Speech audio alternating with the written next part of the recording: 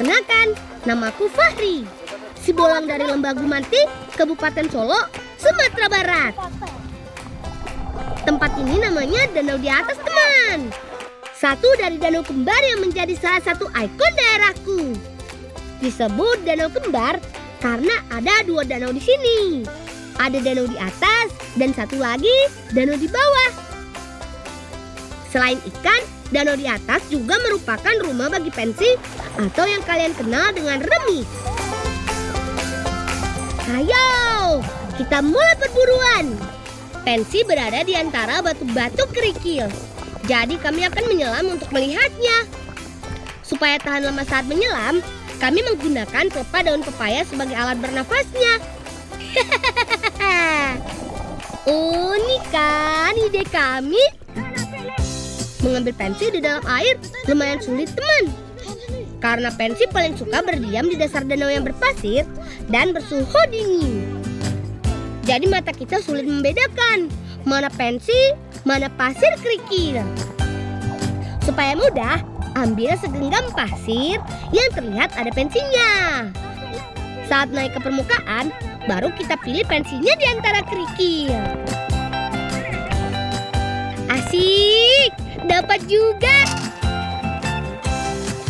Andri, Raihan, Andra, kalian dapat gak?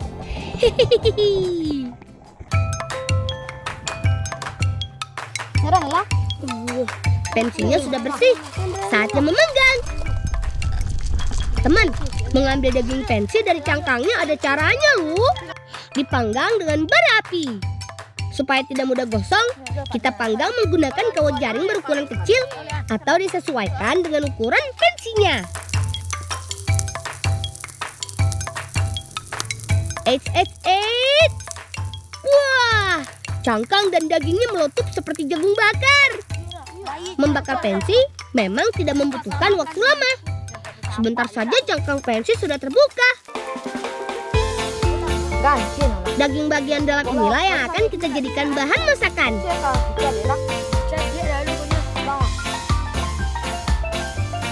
Tambah dua lagi.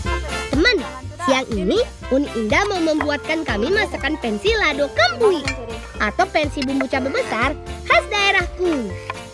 Ayo, bagi tugas. Kita mulai masak pensinya. Kakak mengiris bawang merah menjadi tipis-tipis dan memotong sayur tombak. Sedangkan Andri mengupas petai sebagai bahan campurannya.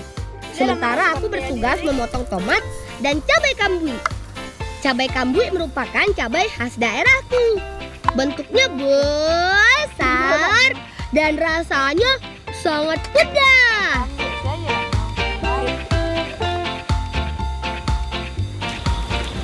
Saatnya kita masak pensinya.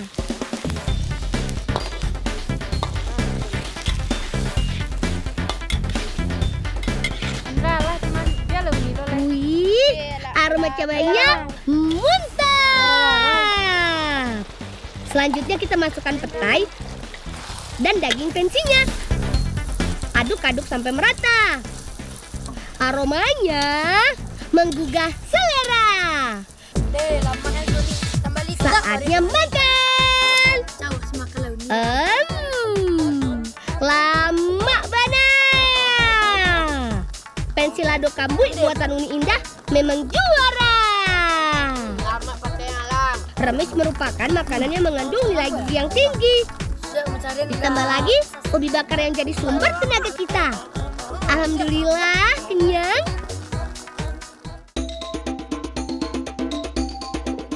Masyarakat di desa kami kebanyakan adalah petani sayuran. Selain itu, beberapa warga juga memelihara binatang ternak. Nah, si kabau inilah salah satunya. Setiap pulang sekolah, aku dan teman-teman biasa menggembala kerbau di sini. Di tempat ini, kerbau-kerbau kami dapat memakan rumput segar dan berkubang dalam air. Lihat, Andri kelihatan akrab sekali ya dengan si kerbau.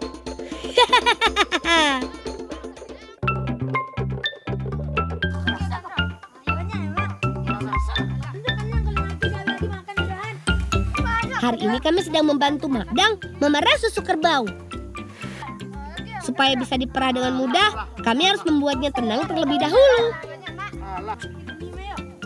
Selain memberinya makan, kami juga elus-elus bagian kaki belakangnya supaya si kerbau tenang. Ayo Mak Dang, perah susunya. Wih, air susunya banyak sekali.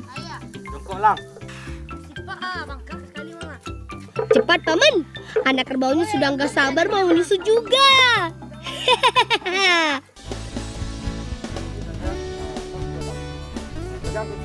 Sebelum diolah, susu kerbau harus difermentasi terlebih dahulu. Pertama, masukkan susu ke dalam bambu sampai penuh. Kemudian, tutup rapat bagian lubang bambu. Tujuannya supaya tidak ada kotoran yang masuk ke dalam bambu. Setelah itu, tinggal diamkan 1 malam. Tenang, Uni sudah punya dadia atau susu fermentasi yang sudah jadi. Ayo Ndri, kita keluarkan dadianya dari dalam bambu.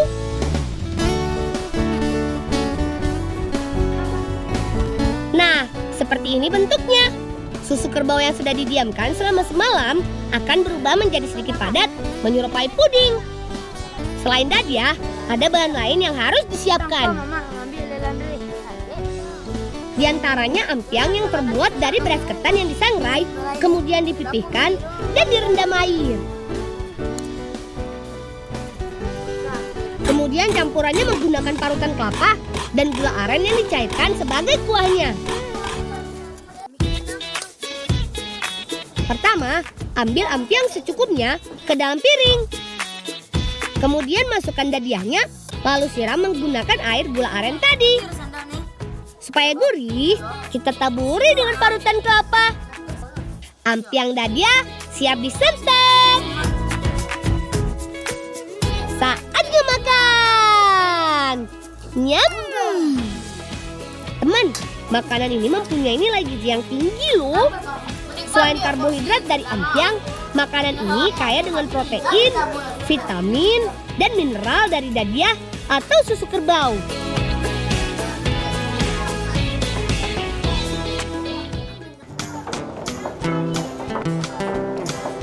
Teman, tempat ini adalah tempat penumbuk tepung milik pamanku.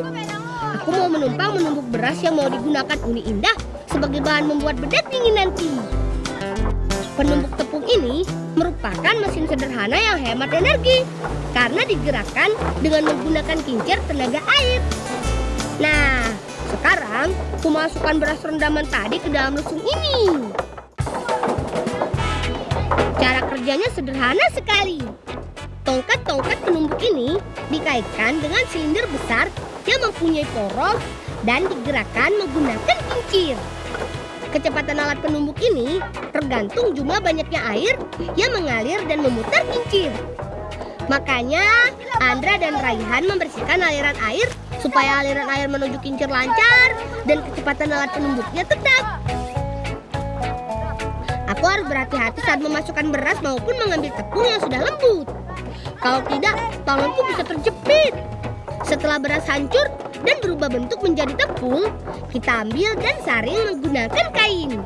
Tepung beras yang halus akan jatuh ke dalam wadah. Sementara sisanya harus kita masukkan kembali ke dalam lesung untuk ditumbuk. Sip, tepungnya sudah siap. Teman, untuk membuat bedak dingin, ambil sedikit tepung beras dan campur dengan sedikit air. Aduk menggunakan tangan sampai adonan tidak ada yang menggumpal. Jadi deh bedak dinginnya. Hari ini cuaca lumayan terik nih. Kami coba juga Cara pakainya mudah kok. Oleskan bedak dingin ke seluruh permukaan wajah. Tapi hati-hati ya, jangan sampai terkena mata dan alis.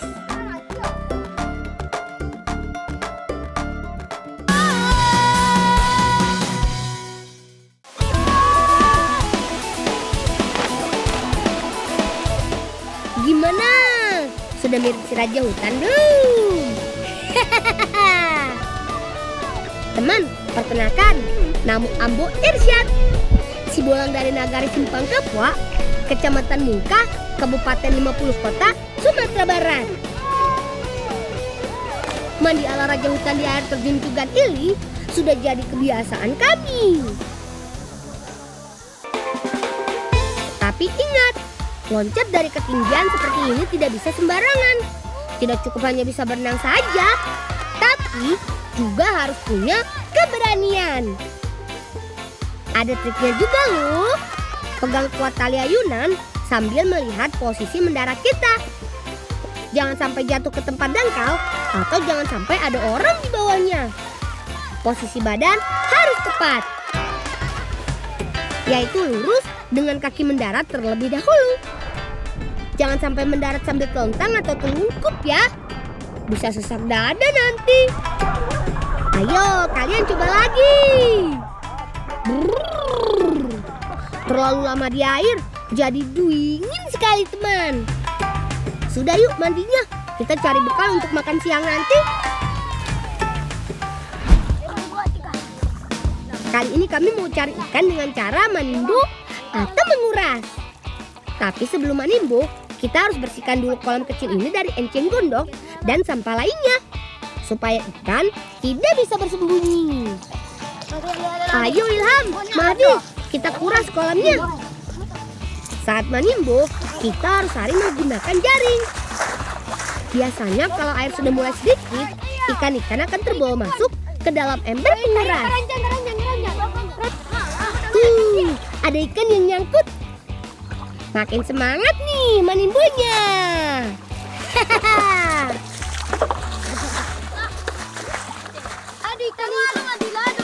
Wih, dapat lagi. Ya, 2, 3. Makin banyak ikan yang masuk ke jaring. Ayo kita pulang. Kita minta tolong Uni buat masak ikannya.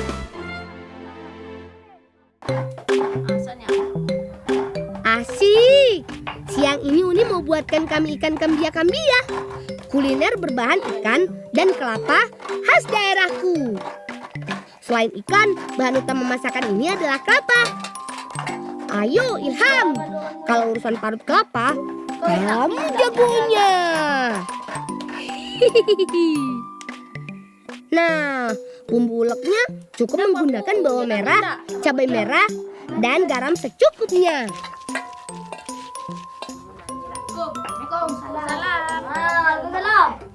Nih, ini kenapa Rosianya? La Brasia. Ah, la situ. Dia pi kalima. Yo, buat pilih mali. Dia pandai kelami doan. Ayo, Ali, Mahdi, kalau minyaknya sudah panas, goreng ikannya. Tapi hati-hati ya, minyak panas kalau bertemu dengan ikan yang basah akan meletup-letup seperti itu. Teman, sebelum dicampur dengan bumbu, ikan ini harus digoreng sampai kering. Sambil menunggu ikannya matang, kita campur bumbu ulek dengan parutan kelapanya. Aduk-aduk sampai semua bumbu tercampur dengan parutan kelapanya. Setelah ikan matang, kurangi minyak gorengnya. Kemudian kita masukkan kelapa parut yang sudah dicampur bumbu. Aduk-aduk parutan kelapanya supaya tidak gosong dan bumbunya matang sempurna. Setelah aromanya wangi seperti ini, terakhir kita masukkan ikan gorengnya. Aduk-aduk hingga merata. Karena ikannya sudah digoreng, jadi tak perlu lama-lama memasaknya. Perut kami makin keroncongan mencium aromanya.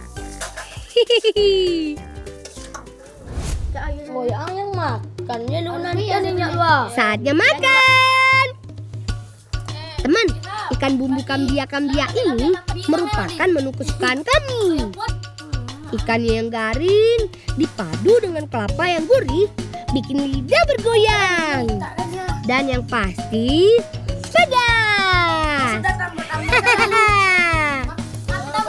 Menurut buku yang kubaca, makan ikan sangat baik bagi pertumbuhan. Karena ikan tawar mempunyai kandungan protein dan gizi yang tinggi.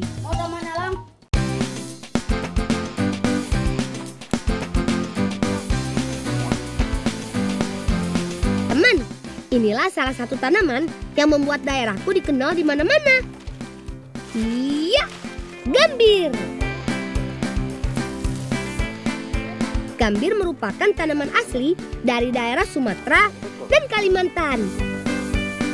Cara panennya tidak asal petik daunnya saja ya teman. Kita harus menggunakan alat potong berupa gunting ranting atau pisau khusus untuk memanen gambir. Lang, angan tani kau pulang lu lapor nu ama. Tu ambo bekok lah ambo ke ladang dulu. Yang mah? Ayo, kita bawa daun gambirnya ke tempat pengolahan. Teman, inilah tempat pembuatan gambir milik Paman Yudi. Gambir sendiri merupakan sejenis getah yang diambil dari ekstrak daun dan ranting tanaman gambir. Pertama, daun dan ranting gambir dimasukkan ke dalam kopwa atau keranjang khusus sebelum direbus. Supaya isi kopwaknya banyak, kita harus padatkan daun, ranting, dan gambir dengan cara diinjak-injak seperti ini. Daun dalam kopwak kemudian direbus selama kurang lebih 1 jam lamanya. Setelah proses perebusan, kemudian keluarkan daun dari kopwak, lalu ratakan dengan cara dipukul-pukul. Setelah daunnya rata, selanjutnya digulung menggunakan tali tambang. Terakhir, tinggal diperas menggunakan alat khusus ini. Tuh, lihat, getahnya menetes keluar. Nah, getah perasan pertama inilah yang kualitasnya paling bagus. Getah yang sudah disaring kembali diendapkan supaya padat. Kemudian baru deh dicetak. Tujuannya supaya gambir mudah kering dan mempunyai bentuk serta ukuran yang sama.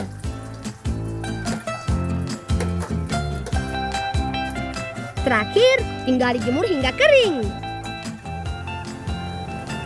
Getah gambir ini biasanya dipakai untuk pelengkap sirip inang dan digunakan sebagai pewarna kain.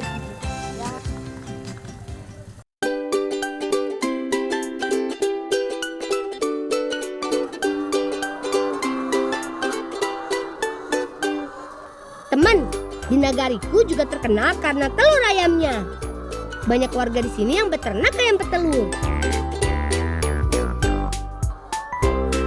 Setelah berumur 18 minggu, ayam akan mulai rutin bertelur setiap hari. Bahkan dengan perawatan yang baik, sehari bisa 2 kali bertelur. Wih, hebat ya.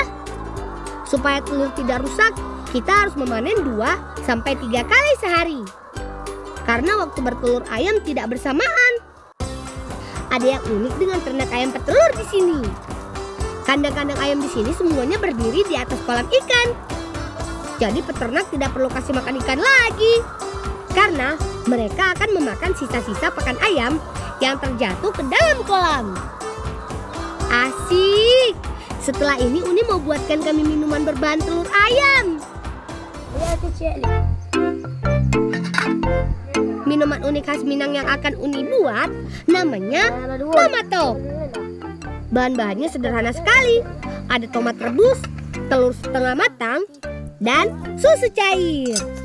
Pertama kita kupas kulit tomat yang sudah direbus. Tujuannya supaya daging tomat tidak alot dan lebih lembut saat dimakan. Setelah itu tinggal dipotong kecil-kecil supaya mudah untuk diminum. Bahan berikutnya adalah telur. Telur ayam harus kita rebus terlebih dahulu. Merebus telurnya tidak boleh lama-lama. Cukup sekitar 5 menit saja. Karena kita membutuhkan telur yang setengah matang. Lah masak tolinyon? Olah nih. Sambil menunggu telurnya dingin, kami menyiapkan buah alpukat sebagai mangkoknya. Caranya mudah sekali. Belah buah alpukat secara melingkar, kemudian keluarkan bijinya. Supaya lebih lebar, kita kerok sedikit daging alpukatnya. Daripada mubazir, kita makan saja daging alpukatnya. Yup, semua bahan sudah siap. Saatnya meracik tomato. Pertama, masukkan tomat rebus terlebih dahulu. Kemudian telur ayam setengah matangnya. Wih, Madi dan Ilham hebat. Telurnya pas setengah matang. Terakhir, tinggal siram dengan susu cair. Jadi deh, tomatop yang lezat.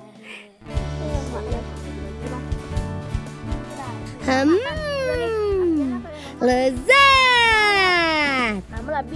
Teman, tomatop merupakan minuman khas Minang yang penuh gizi dan vitamin. Cocok sekali buat kami yang hobi bertualang.